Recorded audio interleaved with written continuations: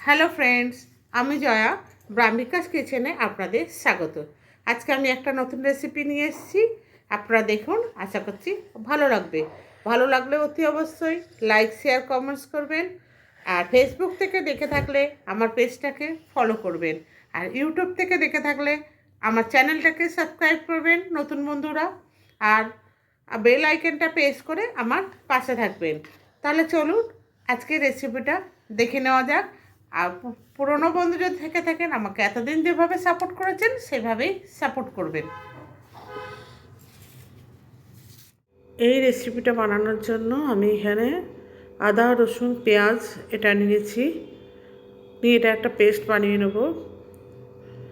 আর একটা পেঁয়াজ নিয়েছি, এটা আমার ফোড়ন হিসাবে কাজে দেবে, তাই জন্য আমি এটাকে ভালো করে কেটে টুকরো করে নিচ্ছি। এবার এখান থেকে আমি কিছুটা নিয়ে আমি শাকের মধ্যে দেবো। একটা মিক্সার বাউল নিয়েছি, নিয়ে আমি কিছুটা পেঁয়াজ মিক্সার বাউলে দিয়ে দিয়েছি, 3-4টে কাঁচা লঙ্কা আর 1 ইঞ্চের মতো আদা আর 4-5টা রসুন দিয়ে আমি রেখে দিচ্ছি। এবার আমি এখানে হাফ কিলোর মতো পালং শাক নিয়েছি, নিয়ে ভালো করে ধুয়ে কেটে টুকরো করে নিয়েছি।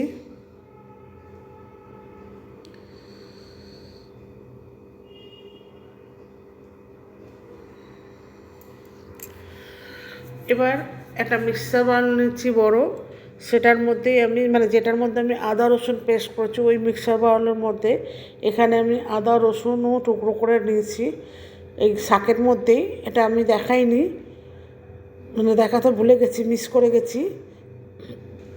দিয়ে এটা আমি একটা পেস্ট বানিয়ে নিচ্ছি। পেস্টটা তৈরি হয়ে গেছে, ঠিক এরকম পেস্টটা হবে। আমি একটু পাতলা করে পেস্টটা করেছি যাতে একদম মিহি হয়। এবার আমি 3টে ডিম নিয়ে নিয়েছি, ডিমগুলোকে আমি আগের থেকে সেদ্ধ করে রেখেছি। এবার ওভেনে একটা কড়াই বসিয়ে দিয়েছি, কড়াইতে আমি 3-4 চামচের মতো তেল দিয়ে দিলাম। কড়াইটা গরম হয়ে গেছে, তেলটাও গরম হয়ে গেছে। এবার আমি এখানে ডিমগুলোকে দিয়ে দেবো। ডিমগুলো আমি হালকা হাতে ভেজে নেবো। এটা একদম লাল করে ভাজবো না, হালকাভাবে ব্রাউন করে ভাজবো, তাহলে খেতে ভালো লাগবে। একটু লাল করে ভাজলে ওটা ডিমের চামড়াটা একটু ছিপড়ে ছিপড়ে হয়ে যায়, সেই জন্য আমি হালকা হালকাভাবে ভেজে নিচ্ছি।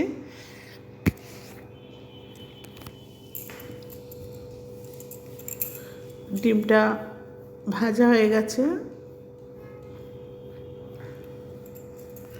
এবার আমি একটা পাত্রের মধ্যে এটা তুলে নেব, তুলে নিচ্ছি ডিমগুলোকে।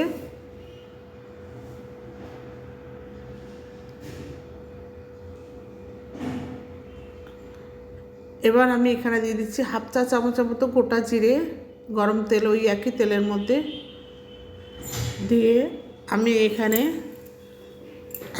থেঁতো করা আদা রসুন আর একটা পেঁয়াজ যেটা আমি চপ করে রেখেছিলাম সেটা এখানে দিয়ে দিলাম। এবার সবগুলো আমি একসাথে ভেজে নেব। সবগুলো ভাজা হয়ে গেছে মোটামুটি।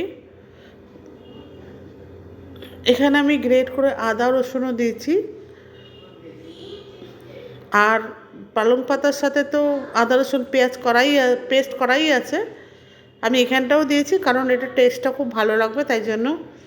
এবার আমি এটা কড়াইতে ঢেলে দিলাম, পেস্টটা পালং শাকের পেস্টটা দিয়ে এবার এটাকে আমি ভেজে নেব। ততক্ষণ পর্যন্ত ভাজবো যতক্ষণ না এটা ড্রাই হয়ে আসবে। তার মধ্যে আমি দিয়ে দিচ্ছি 1/2 চা চামচের মতো জিরে গুঁড়ো, 1/2 চা চামচ মতো ধনে গুঁড়ো, 1/2 চা চামচের মতো লঙ্কার গুঁড়ো আর 1/2 চা চামচের মতো দিচ্ছি হলুদ গুঁড়ো। দিয়ে এবার এগুলোকে আর দিয়ে দিচ্ছি স্বাদ মতো লবণ। সমস্ত উপকরণগুলো ভালো করে আমি নেড়ে চেড়ে মিশিয়ে নিচ্ছি।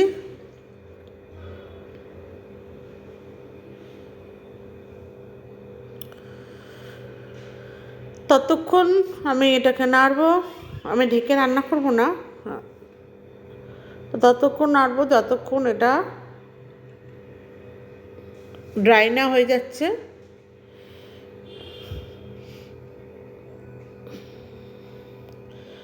আমি ধিমি আঁচ করে দিচ্ছি, দিয়ে ভালো করে আমি নেড়ে ছেড়ে এটাকে শুকিয়ে নেব।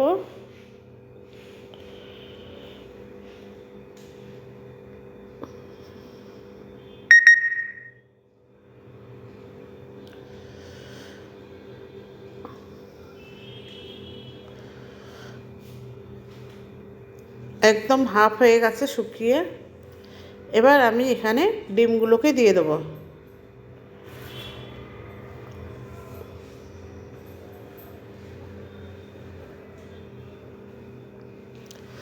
ডিমগুলো দিয়ে ভালো করে আমি নেড়ে চেড়ে নেব।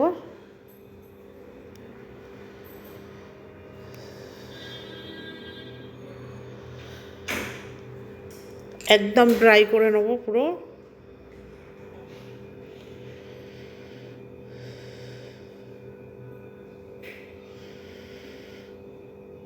পুরো ড্রাই হয়ে গেছে। এবার আমি ওপর থেকে একটু কস্তুরি মেথি হাতে করে দিয়ে দিচ্ছি, হাতে করে ডলে নিচ্ছি, যাতে গুঁড়িয়ে নিচ্ছি একদম, দিয়ে এর মধ্যে দিয়ে দিলাম, তাহলে সেন্টটা খুব ভালো আসবে। দিয়ে এবার ভালো করে আমি নেড়ে চেড়ে নিচ্ছি।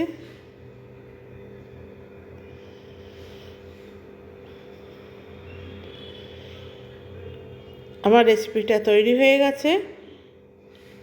এবার আমি এটা একটা প্লেটে নামিয়ে নিচ্ছি সার্ভ করার জন্য।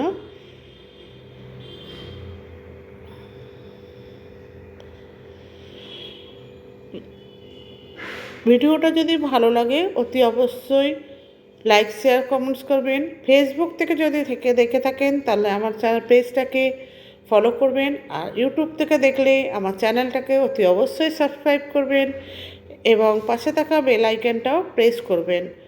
পুরনো বন্ধুরা এতদিন যেভাবে সাপোর্ট করছেন সেভাবে সাপোর্ট করবেন।